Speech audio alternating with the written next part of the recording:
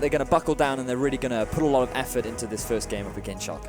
Well, they're going to double down as well on the jungle bans. Nidalee, Elise, both taken away from Gilius, followed up by the Swain ban on Schalke's side. Betsy, of course, being one of the first to really bring out the Swain and Vlad when 6.11 hit the Rift.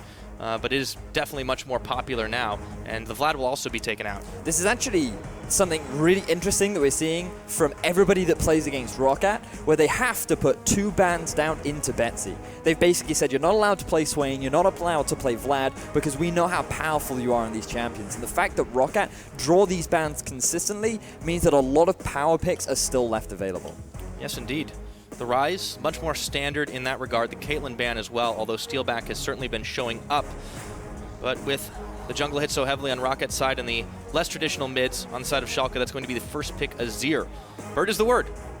Interesting. So Betsy, he didn't get his first bird of choice, so he's going to go for the second one. And Azir, even after the nerfs on patch 6.11, is still a very popular and potent pick, with scaling very nicely into the mid and late game and can have a pretty significant impact when trying to play around those team fights. Betsy yesterday having a little bit of trouble trying to just not get caught out in the early game versus Origin, and Azir should give him a little bit more hustle in his moves.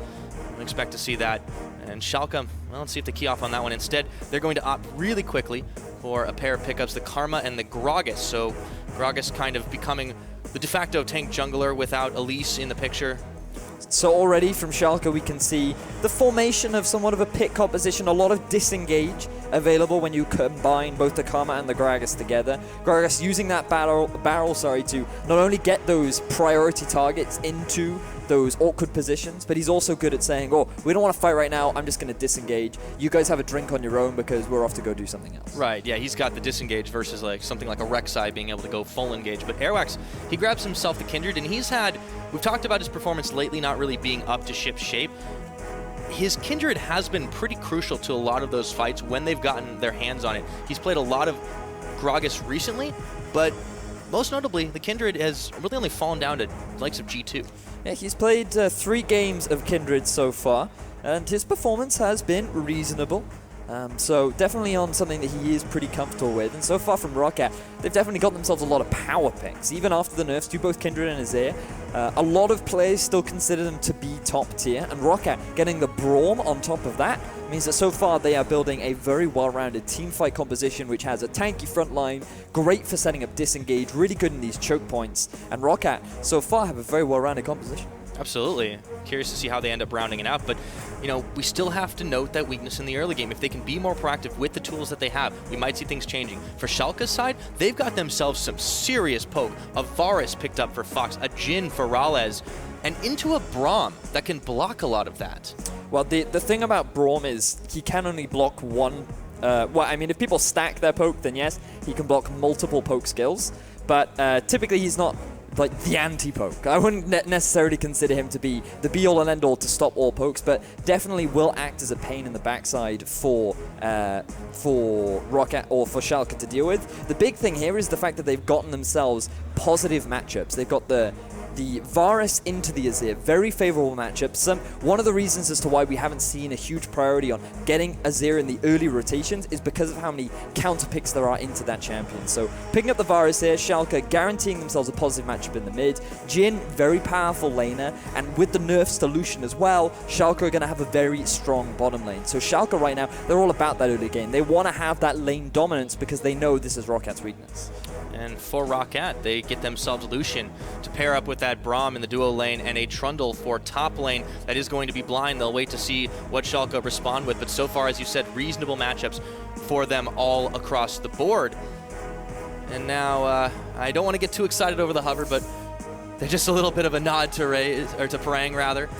It would fit well with Schalke's we want to win lane, because something that Jace is very powerful at is that winning makes that more lane. sense, yeah, though. the nod does make more sense. And again, it's something that's very powerful up against the Trundle. Trundle struggles so much with the kiting potential that Nardas has. And if you just look at the whole composition from Schalke, it is very much about keeping their opponents at distance. You have the Gragas and the Karma for the disengage. You have great poke coming out from both the Varus and the Jhin. Gnar can put a fair amount of poke down as well, but basically Schalke are saying, we want to keep your arm's length. We want to make sure that you can never actually set up a full-on 5 versus 5 team fight. And because they've gotten themselves strong laners as well, it does seem like Schalke have come into this matchup with a very solid plan. Yeah, definitely scouting out their opponents 100% of the way.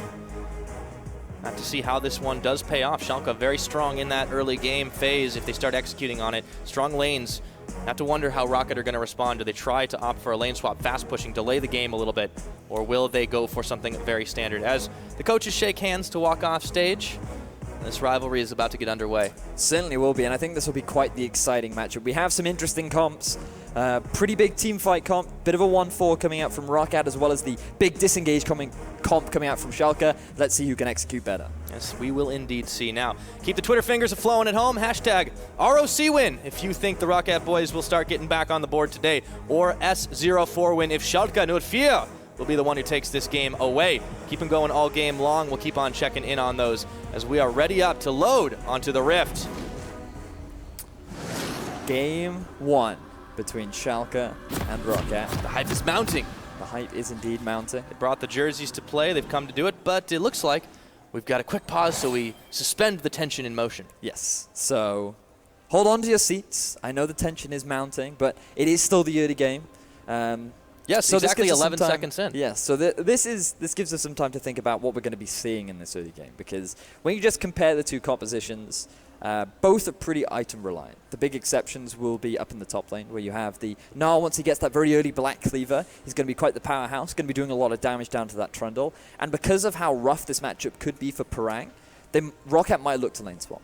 And something that we did see from Schalke in particular yesterday was their lane swap up against Fnatic was actually very clean, something that we heard the casters praise them for yesterday. So if Schalke forced the lane swap out of ROCCAT, this could be already a great way for them to kick off their first game.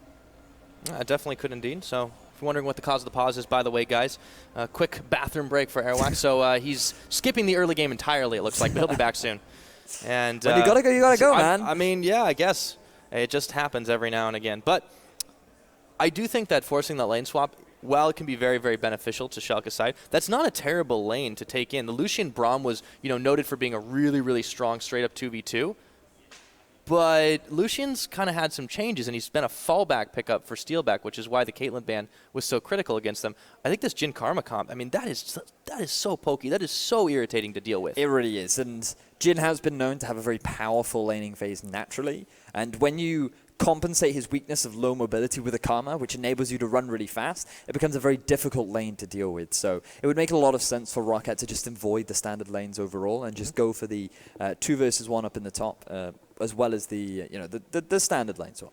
I always wondered how Karma as a shield actually gives you the speed boost. I kind of imagine that it's like she's shouting encouraging words and then you just go faster. I believe you can do it. Because that fits her profile, right? She's not like she's not gonna be the one who whips you into shape or anything. No, you can do this. We got it. Well, I mean, it's encouraging. She does have an ability called Inspire. Exactly. That's what she's basically doing. She's it's very thematically appropriate. It's like run, Forest, run. That is actually the ability. We've nailed it, Pyra. Yeah. We've done it. So Inspiring gives you more health, or gives you shield rather, and speed boost. And I've just been informed we are about to get back into it. We're loading right up, so no harm, no foul to start things off. And unfortunately, Sprattel, I think, burned all of his hype out. Does seem that way. Yeah. Well, that might be a problem for Schalke. We'll have to find out. We're about to load up for real this time, guys. We promise. Onto the Rift. Well, here we go, ladies and gentlemen. Game 1 between ROCCAT and Schalke 04, as the crowd seem to be getting pretty hyped. And we do see Varus in the mid lane. Looking forward to this matchup. Oh, yeah. Dedicated fan bases, too. Schalke having one of the biggest in German football, but Borussia Dortmund also quite big. So ROCCAT maybe grabbing a little bit of that hype for themselves as they go a little deep in to get the invade on. Gilius has spotted it out immediately. So they want to get some deep vision down. Want to identify what Schalke's trying to do in the early game. It will also help ROCCAT with their setup if they do decide to go for the lane swap. And this is some very deep vision coming out from ROCCAT, clearly indicating to Schalke, we want to know exactly what you're doing. And so we can play around it and get the lanes that we want so that we perhaps can avoid that 2 versus 2. Well, Schalke's done the same, opting to mirror the vision just to make sure that they know what's going on as well. With Steve backing away, he'll be running down towards the bottom lane. It looks like Schalke will be taking actually a very slow if they want to go up to the top lane. Maybe they're not going to go for it here. So it does look like that ROCCAT are just waiting for somebody to stand on a ward. They're hovering around the mid because They desperately want to avoid this 2 versus 2 based on what we're seeing right now. And now they've made the decision, right, we have to go to the top lane, we have to get to a lane. They're going to get spotted out by a ward from Schalke, which means that, oh, it does actually look like that Schalke, they're going to avoid the 2 versus 2. Yeah, it was too late, and they moved down back towards the bottom side. Sprattel's going to get a little bit more of a roam on level 1. Not expecting this. Betsy really wouldn't be. He's got his cleanse and flash, though. Oh. And unfortunately, Sprattel misses, but the instantaneous ignite. Fox is going to keep going for him. Do they have enough damage with the auto? The Karma Q. No, it's going to be not enough. Burn the flash, but he gets out alive. Wow, so it looks like Schalke taking a very similar approach to what Origin did yesterday, which was shut Betsy down. This guy has been so instrumental in ROCCAT's team-fighting prowess that basically teams have decided, well, let's just hurt this mid laner as much as we possibly can and shut him down during the early game. So having already burnt Betsy's flash, this could really hurt his laning phase moving forward. Yeah, still, it's going to be, should be a very quiet laning phase since the push is happening, the reverse push on either side. However, that's still a long time before that flash does come off cooldown. We talked about how good of a matchup this is for the Varus, and now you see Gilius hanging out in this jungle right below Betsy. He's got the cleanse, but he's already starting to get poked out by Fox. Certainly is. Betsy only, well, just about to hit level 2, but here we have your standard lane swap between Schalke and ROCCAT. Avoiding the standard lanes. We have to see, oh, okay, I just identified it is a Cloud Drake. I thought we might see some priority on the Dragon, but unlikely, given that the teams do not value the Cloud Drake as much as they do other Dragons. So rather than lose tempo, very likely that they'll just revert back to the separate lanes and then go for the standard tower push that we have been seeing pretty regularly throughout the LCS. Yeah. So far, we can pretty much predict how things are going to go, but ROCCAT, they're kind of hoping for this, it seems. They don't really want to be put on the back foot early. They know that their power tends to come in the later game. However, this composition still, it has a nice scaling ability. You talked about how balanced it is. I'm curious to see if they're the ones that actually start the action this time around versus Schalke. Well, this is the big question. Something that the casters were talking a lot about yesterday was the lack of proactivity coming out from ROCCAT. They just didn't do anything, largely facilitated by their lack of vision control when in this just standard laning phase. When trying to play around objectives, teams are typically pretty good at setting up that vision to enable them to make the plays around that objective. But when you have a lot of downtime, teams will often get a little bit lax, and so they won't have the same sort of vision control they would have when potentially setting up for a Dragon or a Baron. And that is the opportunity that other teams have been capitalizing on, in particular from Origin yesterday, using the lack of vision from ROCCAT to get those blind arrows and set up the picks onto Betsy. Yeah, have to keep an eye on how the vision placement happens early on this game. Still very, very standard, pretty much 50-50 on the control factor. And that's pretty much a very fair and very normal for your typical football match. First couple minutes aren't going to have a whole lot of action. The teams are going to try each other out. So at least they're keeping in the theme. The reverse swap on the top side, Sprattel and MrRallez. Meanwhile, down on the bottom, the dual lane of Steelback and Raze are going to keep it happening. And a teleport in from Parang. So it's actually Steve who's slightly behind the 8-ball on this. He's going to be taking the long path, followed by Gilius. Meanwhile, back in the mid, Airwaks has found Fox and punishes him.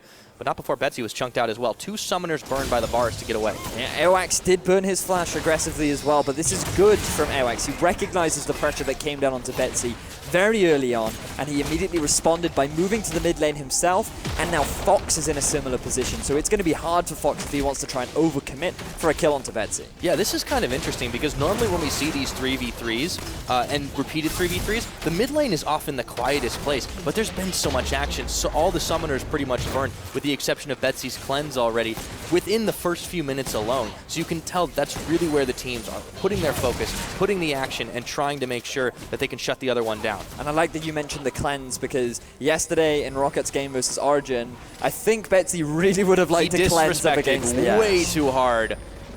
Yeah, that Victor with Ghost Flash, I don't think we'll be seeing that out of Betsy anytime soon again. But he's picked it up for the Varus ultimate this time. He's not even going to risk the potential of getting caught out. He has that defensive summoner spell available. You also have the pick potential from MrRallez on that Jhin. He can also land the root down. So it's a smart summoner spell, especially in this matchup. And I think Betsy has learned a harsh lesson from his mistakes. Yeah, certainly wasn't the only one. It's definitely still smarting, I'm sure. Betsy does poke out Fox a little bit here. Now he's trying to dodge the piercing arrow, manages it And you can see the advantage of having this Varus and having so much pressure in this lane early on. The CS differential pretty close to double digits already for the two mid laners, but he did get a wave bounce back in his face, so Betsy should be able to nibble a few more minions down. Airwaks still hanging close around this mid lane, while as Gilius was a little bit more well-traveled around the map. That does seem to be the case. Right now, it does seem like ROCCAT, their junglers, just sticking to the half of the map that is strongest to them. So that's why Airwaks right now trying to steal away some of the camps in Schalke's top half of the jungle, because that is where his bottom lane is, and that's where he feels the safest. But 3 of them are strong right now in the top half of ROCCAT's, in the top half of the map for ROCCAT, and they might look to get a bit of damage onto this tier 2 turret. Yeah, Parang is actually going to weave his way out of the jungle, and it's going to be matched by Schalke, but ROCCAT are actually the ones that are in position a little bit quicker. They've only got 3 members, whereas there's 4 of Schalke now on this bottom side, so we will have an inner tower push. Neither team wanting to contest it. Wisely, though, I would think, with the way the collapse happened. And ROCCAT, they're the one who are winning the game of inches right now. 7 minutes in, it is a 3-tower to 3-tower game, and it looks like it could be more. So this is actually really big for ROCCAT in terms of the tempo advantage, because they only have 3 members in the top half of the map. They're going to be able to push this minion wave all the way under Schalke's turret. They're going to get a bit of damage down onto this tier 3, and because the rest of Schalke aren't backing, they're actually going to lose a lot of health on this turret. Yeah, ROCCAT, they're the ones who made the proactive move this time. The tower will regen, but very slowly. It's an 8-minute inhibitor tower that they were eyeballing right now, and if not for Steve getting back a little bit sooner, they might have lost that one. So the reason why this is actually very big for ROCCAT is because now Parang was able to pick up the wave in the bottom, and he can freeze it. That means that the wave isn't going to push back towards Schalke, and Parang is going to be soaking up so much farm. Whereas Steve, he has to now deal with a lane that is pushing towards ROCCAT as well. Not only that, ROCCAT are still starting to take away jungle. Gilius comes just a little bit too late and sees that his red buff has been stolen out from under his nose. They have a lot of vision on the bottom side of the jungle, but there's no way for them to really get in there unless they want to rush in. ROCCAT, they're ahead by a minute and growing. They just seem to be one step ahead of Schalke. And this is nice to see. We did the big question on a lot of the casters' minds, in particular about this game, is how is ROCCAT going to be doing in the early game? And so far, in terms of the lane swap, they've been executing beautifully. Yeah, it doesn't really reflect too much in the gold when you only have a 200 difference, but they do seem to have the tempo advantage. They're using it very well, and they negated the aggression that was happening. Betsy's all back to normal. You have your summoners back. Schalke do go down and eventually take away the red buff, but look, now the rest of ROCCAT are here in a position to maybe deal, but Airwaks heedlessly runs in, and Gilius just flashes on him, knocks him forward, instant lambs respite. The chains are on. I don't see him getting out of this one. In comes Raze, but the rest of the team has arrived to the rescue. Airwaks gets bailed out. A curtain call comes in, but they're body blocking. Really good response from ROCCAT to keep their jungler alive. He was just trying to farm in his own jungle. He didn't realize that deep vision was down from Schalke, but it comes back to exactly what you were talking about, Pyra. All of the vision from Schalke was in the bottom half of the map, and ROCCAT, they should have predicted this. They were only there a few moments ago, taking down that tier 2 turret. Airwaks gets caught out, but fortunately Raze in a position where he can provide that support. Airwaks, again, just sticking around the half of the map, which is where his strong side. He is with his bottom lane, and because of the instant teleport coming out from Parang, they're able to keep their jungler alive. This is true, but they still ended up conceding some time on the map. Yes, it was just a cloud dragon, but imagine that it had been an infernal or a mountain. It starts to get a little bit more dangerous, a little bit rougher, and this is what we criticize Airwaks for. Getting caught out. He had a lot of death prevention, but he had to pop his ulti. His team had to arrive to be there. They still took a lot of poke damage, a lot of chunk. Schalke really made a good move on that, and it's really ROCCAT just getting out by the skin of their teeth, and no first blood 10 minutes in, but no, that could change very quickly if Airwaks disrespects the side of the map once again. Certainly could, and the big thing here for me is, again, it coming back to this big play that ROCCAT made in the top half of the map where they went for that tier 2 turret and they were able to get the minion wave to bounce back in their favor. They then had their bottom lane shove out the bottom half of the map because that was going towards Schalke, and they allowed Parang to just soak up all of the farm that was coming towards ROCCAT's half. So the fact that Parang was able to soak all this up and ROCCAT's bottom lane could just keep on shoving with Airwaks providing support enabled Parang to build up this massive CS discrepancy. And now Sprattel, he's taking a lot of damage. Ooh, Fire was not enough. Had to flash away. The red buff is ticking his health bar down, but he just can't get out. First blood to Airwaks. Wow, so the red buff is just enough damage to get ROCCAT first blood, and now they are 3 members strong. There is no response from Schalke. They're going to get a tier 2 turret in the bottom lane. Woo, woo. Just one person stepping out of line is all it takes. Schalke trying to respond, but there's no way you can get through Parang's Trundle. That's going to be an inner tower. 11.5 minutes. These are the first casualties of this game. So many towers taken. 4 now to 3. And Schalke are going to try to answer with an outer in mid. This is a good response coming out from Schalke, but they do need to be mindful of the potential collapse coming out from ROCCAT, because Raze and Airwaks are moving through the river right now. They want to try and provide some additional support to Betsy, and remember, he still has his ultimate available. He could look to make a play. And he gets the shuffle out onto Gilius, and in comes Raze for the defense. Gilius is trying to shuffle his way to freedom, but he's stopped by Parang. Takes a drink, and maybe he can get out, but no! Raze will take him down. And ROCCAT get themselves another kill in the mid lane. Betsy, he had his ultimate available. Schalke felt like they could continue their push onto the mid lane turret, and they get punished for it. Excellent execution coming out from ROCCAT. They knew that Gilius didn't have his flash, and they get themselves another kill on the board. Oh, yes, indeed. Channeling the Borussia Dortmund, looking for that win. Who have that leaderboard in their own league. Head-to-head, Fox, he's collapsed on, nowhere to go at all. And ROCCAT, that's 3 kills now that they have 12.5 minutes in.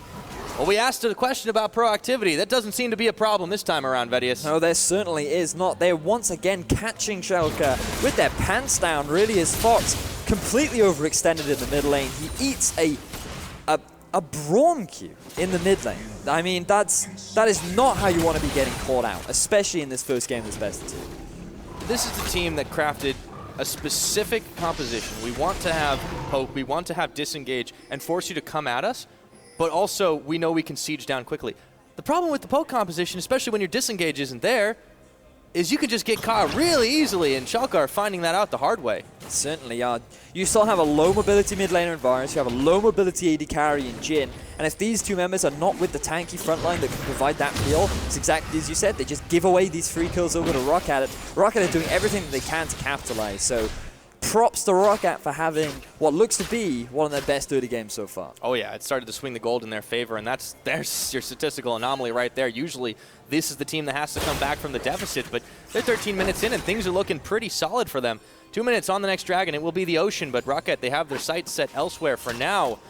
Getting a little bit of counter jungle on Schalke, still trying to pressure up in the top side, but Parang, he's proving more than a match for them. Certainly is. Parang on this Trundle has just been soaking up farm in the side lane. Right now, Schalke, 2 members strong in the top half of the map. They may look to try and force a Rift Herald, which would be great for Steve to get. This Gnar can be quite oppressive, but because the lane has constantly been so shoved up against Parang, you've never really seen that Gnar be able to bully this Trundle around, and this is why... Ooh, slash engage! Yep, he gets the knockup. They find Fox. A full channel of culling is not even necessary. ROCCAT with a massive collapse, but Airwaks, he's taking too many tower shots, and he gets popped right into tower once again. Airwaks low. Steve looking for an in here. They're not going to find it, and a clutch heal from Steelback saves the life of their jungler. It certainly was. Steelback, the real MVP right there, not only getting himself the kill, but also keeping his jungler alive. Fantastic execution coming out from ROCCAT. And Raze, we knew this support to be that hard engaged support coming in over from Korean Challenger.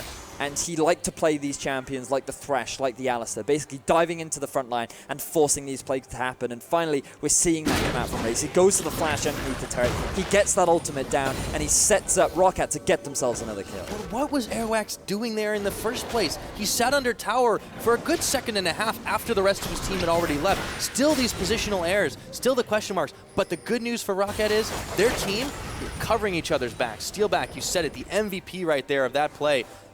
100% in spades, and it's prevented them from even losing a man this game. So I just had statistician whisper beautiful. Stats wave? Yeah, the stats wave. We just had some beautiful information. This is the first time ROCCAT have had a gold lead at 15 minutes. So it's a new day for this team. Airwaks face checking, flashing over, and that's going to be Gilius, Sprattel, and MrRallez bailing out. ROCCAT thought they had the reverse trap on that one, and this will be Ocean Drake started. Really good flash coming out from Airwaks to avoid the CC coming out from Schalke. Just demonstrating that Airwaks is definitely on the ball today. Just quick response, quick reaction, good collapse coming out from the rest of ROCCAT, and they force Schalke back and get themselves that first trade. It's reverse psychology, man. They make him look tasty, and then they're like, ah, we got you this time. So ROCCAT still 4-0 up in this game, and Schalke are 0-4, unfortunately. As the Dragon gets picked up, the next one will be Cloud Drake in several minutes, so we don't have much to worry about on the bottom side of the map. Betsy going to be joined pretty soon by RAZ. They're going to try to get this outer tower. The Azir really recovering from the early pressure that was put on him. Chains of Corruption now onto RAZ, but he's got Unbreakable on Gilius, flopping his way forward, but the barrel will not connect anywhere, and Sprattel, he can't get anything done either. ROCCAT still playing fairly strong on this bottom side of the map and avoiding any unnecessary confrontation. Really good disengage out of this team. Really enjoying the duo pair of RAZ and Airwaks right now. They're moving around the map constantly looking for these plays, and they're both at 1, 0, and 3 right now. And Airwaks, he's going aggressive. Yeah, he wants to jump this wall, goes right on in, and Steelback right behind him. Airwaks finishes it off. Ignited, though. Can he make it out alive as Steve has come for backup? Throws on Lamster's fight. Fox around the side. It's going to pop. He shouldn't live long. And a piercing arrow. No, rather it's MrRallez that takes the kill. ROCCAT might be in over their head here. In comes the Braum ulti, but Gilius pops 2. That's going to be a double. Over to MrRallez. They'll find Parang, and it's not going to be a triple. Fox will take the kill away. 3 for none. Over to Schalke. ROCCAT just being a little bit too over-aggressive right there. You have control over the map. Everything is going in your favor. You don't need to dive into Schalke's base. You're just asking for them to come back into this game, and Airwaks trying a little bit too hard to force this play. Just have a look at how this actually gets set up. Airwaks, he dives over the wall. Yes, he's able to get the kill done onto Sprattel, but he has to use so many resources just to get that kill. Steelback, he's tanking up the tower on the backline. He's forced to retreat quickly, and there's no way that ROCCAT can provide support to help Airwaks out. They end up overcommitting, and that results in Schalke being able to clean up this fight. This is such a different ROCCAT to what we're used to seeing, though. Trying to avoid any confrontation at all. This time they knee-jerk the other direction. They get punished pretty big there, so Schalke, they start to close that gold gap a little bit more, but all the same, ROCCAT, see if they learn from their mistakes going forward. Schalke now getting a little bit more vision in the respite that they've got themselves down on the bottom side. Not necessarily to contest that Cloud Dragon, but just to make sure they keep tabs on what's going on in the ROCCAT camp. Airwaks RAZ doing the same thing up on the top side, and a huge investment in pink wards just all across the board. So at the very least, lessons being learned for ROCCAT in the vision department. Yes, it certainly seems that way. Right now, Schalke, they're the ones that seem to be prioritizing this vision. As ROCCAT, they're actually in a great setup right now to take themselves this Rift Herald, and what efficient timing to actually pick this one up. Parang wants to be that split push on the Trundle, and he's going to have this available to him until 39 minutes into the game. So smart play coming up, but they're actually going to give it to Airwaks. Yeah, Parang's not there. Not a massive fan of this. I guess ROCCAT, they just want to pick up the objective, and they want to make sure that it is off the board. I mean, it's an objective. You can't be too upset about taking that one away for free. They didn't have to invest too much, and they might actually be able to get this mid-turn. Yeah, but Airwaks, he might be chunked really low in this because they got him on the chains. The barrel bop, and Steve finishes the job. Still far out of position. RAZ now a little low, having to flash. Steelback having to heal. And all of a sudden, the tables get turned. Schalke looking to contest this tower. So again, ROCCAT, they just stay a little bit too long for that turret. Airwaks, he does not have his flash, and he is not respecting the pick potential coming out from Schalke. And as a result, he ends up getting picked off, and Schalke, they might be looking for a dive. Yeah, Gnar still going strong. Parang is the only one, though, who's showing face here in this tower. They've got no minions to start pushing it just yet. Schalke are still hoping for someone to step out of position, but ROCCAT are towing the line. They certainly are. They have the double AD carries. They have an easy way to take down this tier 1 turret in the mid lane, and it's very likely that they're going to be able to do it. Parang, he doesn't have the wave clear to stop this, and that is now Schalke equalizing up the turret score. So they managed to get something back for that, and ROCCAT head scratching, trying to wonder what went wrong. Airwaks still a little out of position in the team, just looking scattered when they don't have that 5-man cohesion. There's still problems, but at least they are making these plays 20 minutes in, and we've had much bigger bloodbath than we might have expected coming into today. But the thing is for ROCCAT is they had a good start. They didn't need to force plays at this point. They only really needed to force something if they were at a disadvantage, and right now, they're actually trying to set up a sneaky Baron play. Yeah, they're forcing that for sure. Parang, he's way low. They had to pop Lamster's spike for this. There is no one the wiser, though, because who does the 20-minute Baron? That's the question. Apparently, it's ROCCAT, and they get it right under Schalke's nose. Wow. ROCCAT with the superior vision control. They cleared this out earlier with the Rift Herald. They made sure that Schalke would not be in a position to know that this was going on. And when you have the Kindred combined with the Trundle, and you send your 3 members mid to make it look like you're just trying to set up a siege, Schalke get completely blindsided, and ROCCAT pick themselves up a massive objective to re-solidify their lead. Yeah, now what can they do with it? That's the real question. Still having some trouble with the fights, and right now, all 5 members rocking the Baron buff, but they're all 5 members up the mid, still waiting for this minion wave, but now Schalke have had a little bit of time to recall off the 1-3-1 and start defending this. Can ROCCAT secure it? It certainly seems like they're going to try as they go very aggressively onto Gilius. So the tower. Going to be able to get away from that one on ROCCAT. They should be pretty happy with picking up that tier 1 turret in the mid lane. Oh, they prevented the flank too. Steve, he was spotted out by that ward nearly in Gnar form as he walked away from bottom side. Next dragon comes up, it's the Cloud Drake, and it looks like ROCCAT might think about just taking this one. Shouldn't be contested as Schalke may not be as interested. Well, they just want to get it off the map, but the sooner it's gone, the better. Bring the next one. Is my motto for the Cloud Drake. So it Another will be the Ocean Drake, which not a bad dragon to get. Definitely something that you can have some value around.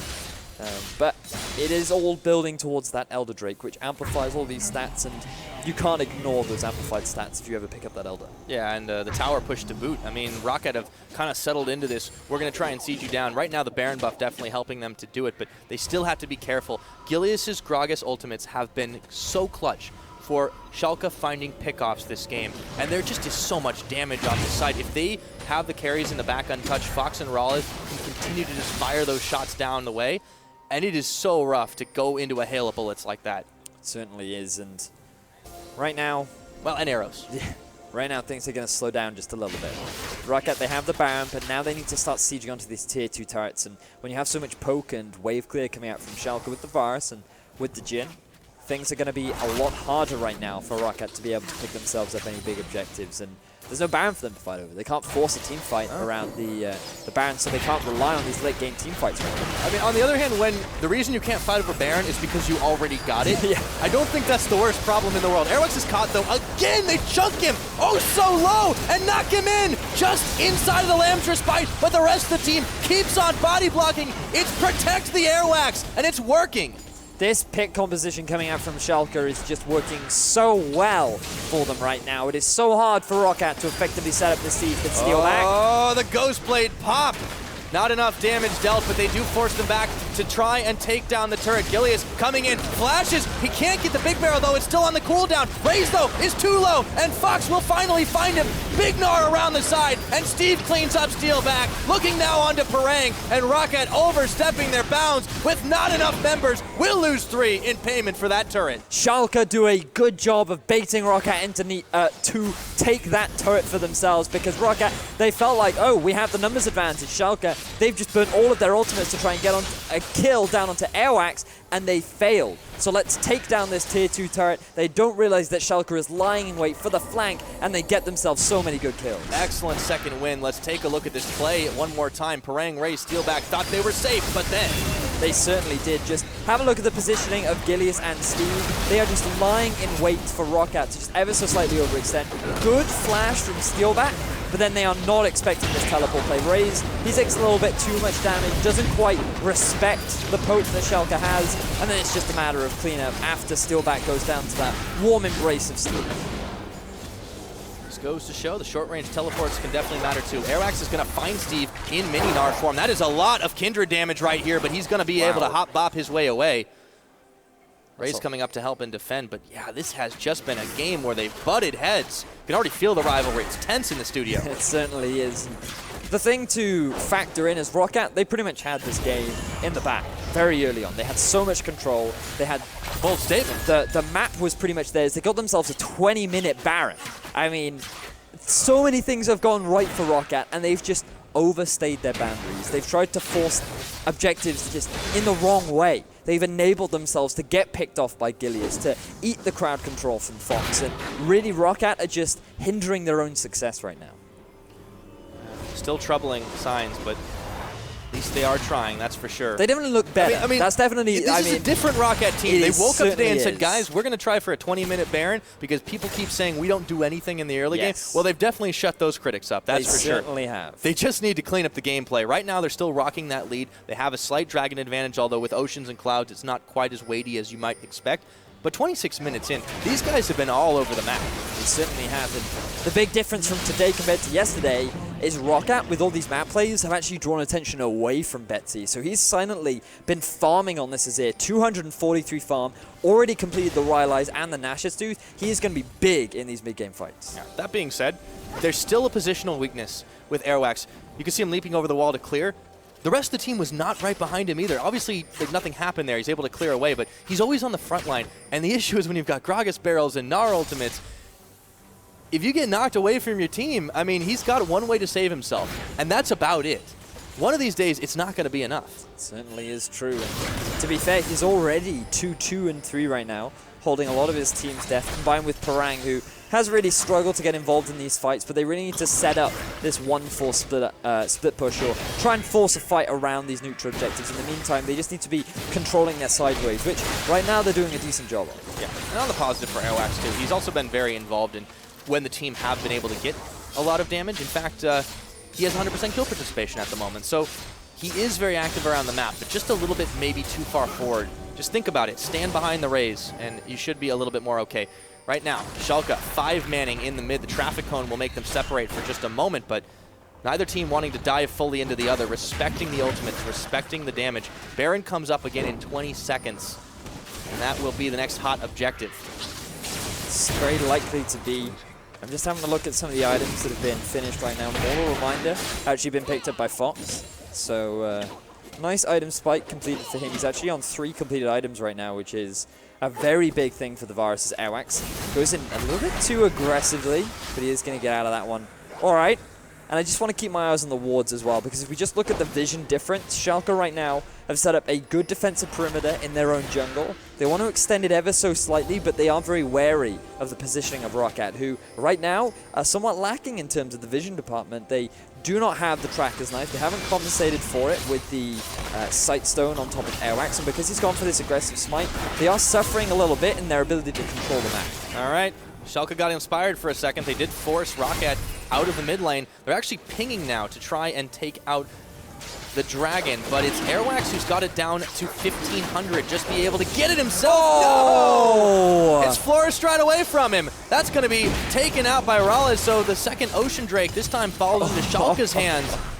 And that's got to hurt. That was so painful to watch, because I was looking at it, and what happened was Airwaks, he hit the dragon, he smited it, the red buff brought it down to 1 HP, and then MrRallez stole it with the W. That is just, that is the worst way to have a dragon stolen from you. Never lucky baby rage, man. All right, so no dragon on the Rift.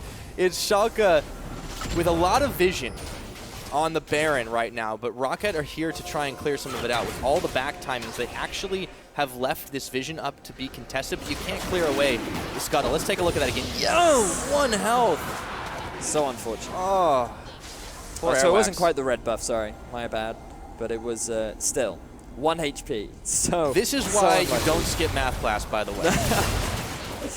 Yeah, gotta get that math right if you want to guarantee yourselves those smites.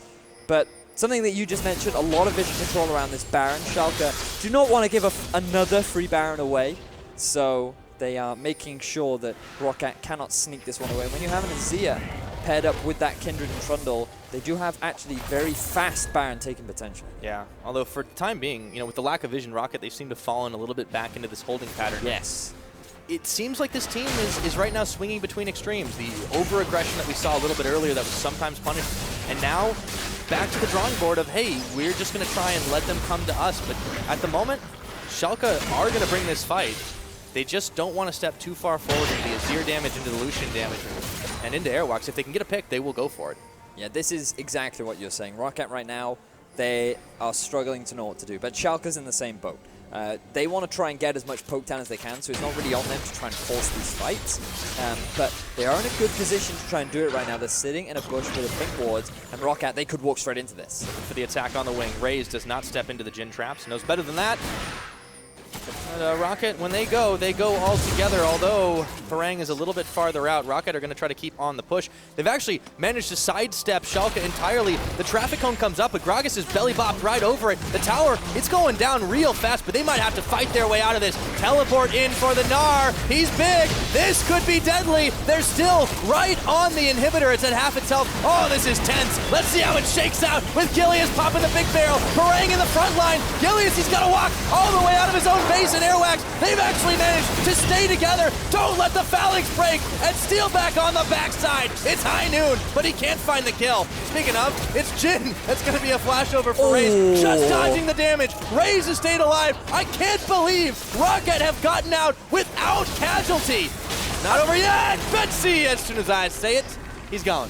And look at Airwaks, he's trying to back in the back of the base, but he's just going to get executed to avoid giving away the kill. So in that whole exchange, ROCCAT get themselves an inhibitor and only lose one member. Fantastic execution coming out from ROCCAT, and they were the ones keeping Schalke at arm's length, but Schalke, they're going to respond with the Baron. Yeah, it's revenge time. They may have had ROCCAT sneak behind enemy lines, but in the downtime with 22 seconds still on Airwaks and Betsy, this is going to be an uncontestable Baron. Schalke, great tenacity, but they just couldn't find the fight they needed. They're going to have to let some of that anger vent out soon. So, unfortunately for ROCCAT, because they didn't have the members, they gave away the Baron, but have a look at this. ROCCAT 5 members strong in the wrong base. Parang sits on the front line as the rest of ROCCAT just doing their best to kite back, and Schalke are just struggling to know how to focus. They want to get through Parang, but this ultimate from Airwaks just buys so much time.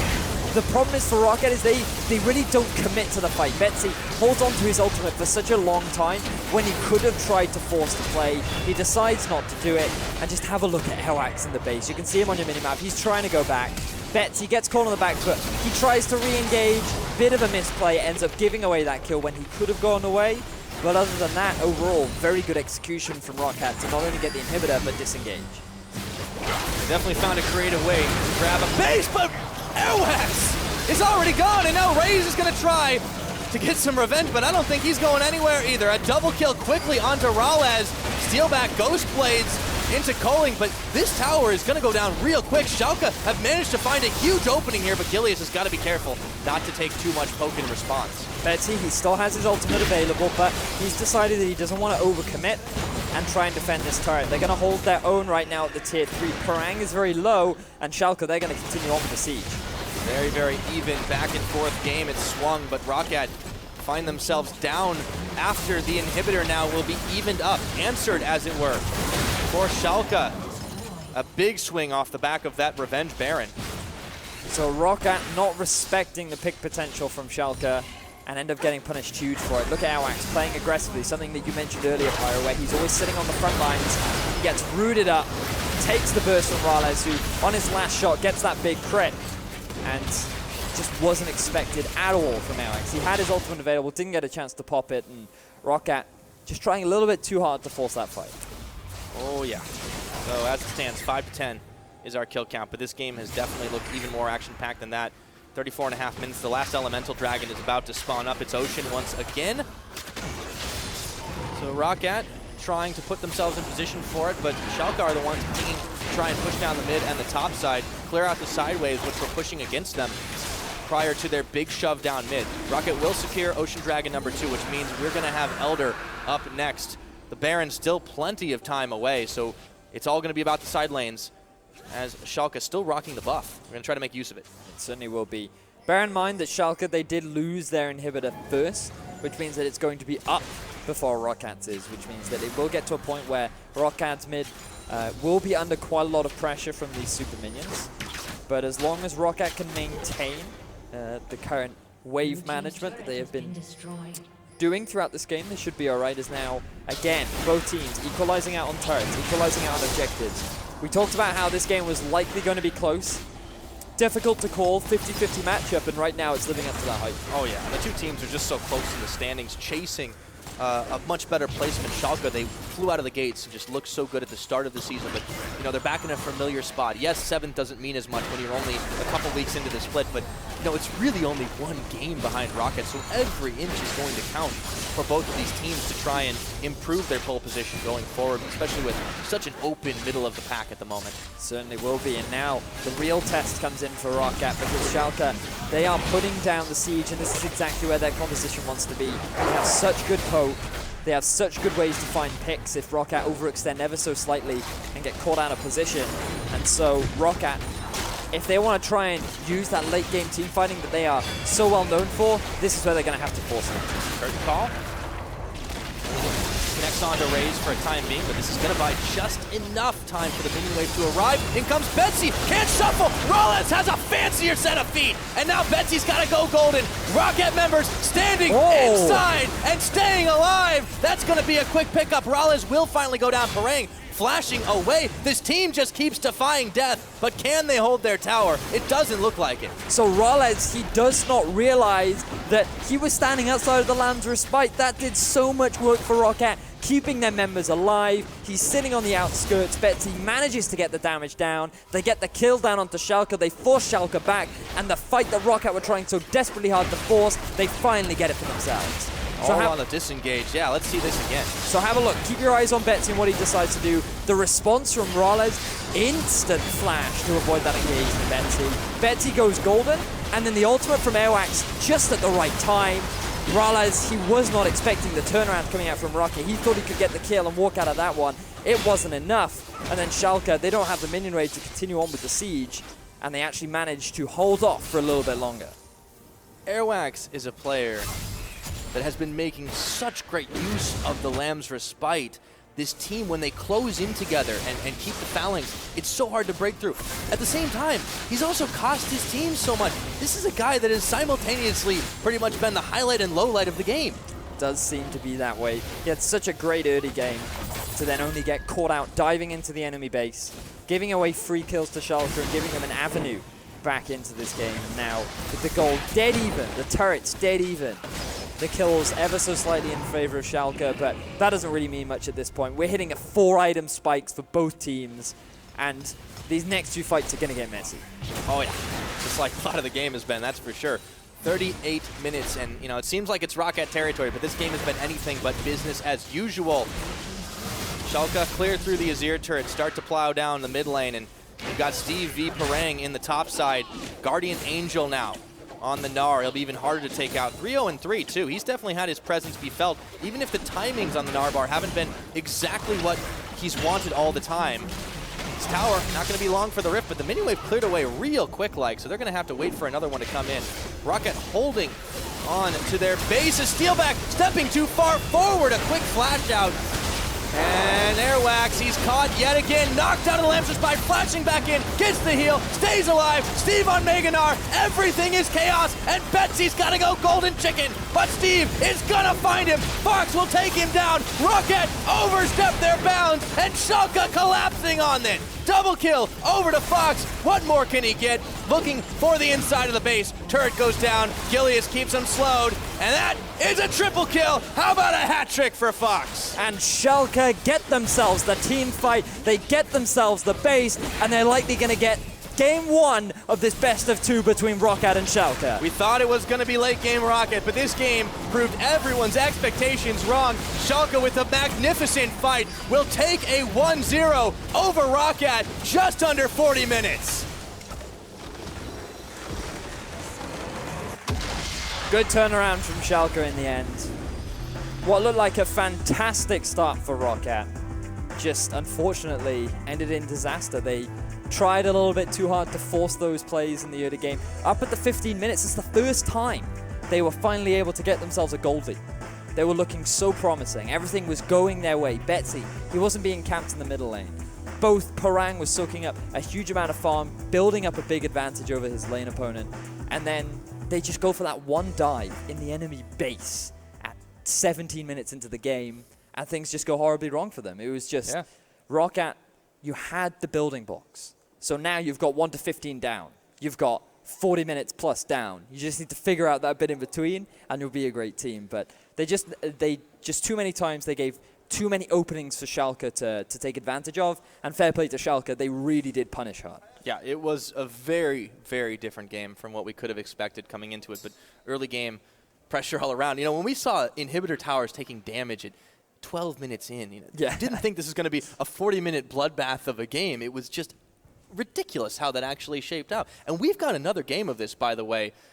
And, you know, it's already looking like a great rivalry in progress for sure. I can't wait to see what they bring in game number 2. It certainly will be an exciting one. Just the way in which ROCCAT played the map was actually very smart. The fact that they went and took that middle inhibitor, the Baron play, the early rotations, the wave management, so many promising signs for ROCCAT. And for Schalke, I mean, I feel like we're talking a lot about ROCCAT, but it's largely just because Schalke have been very much responding to the plays that have come out from ROCCAT. So hopefully they can change that in game 2, be a little bit more proactive themselves. Yeah, it quite possibly might be the case. I mean, that was just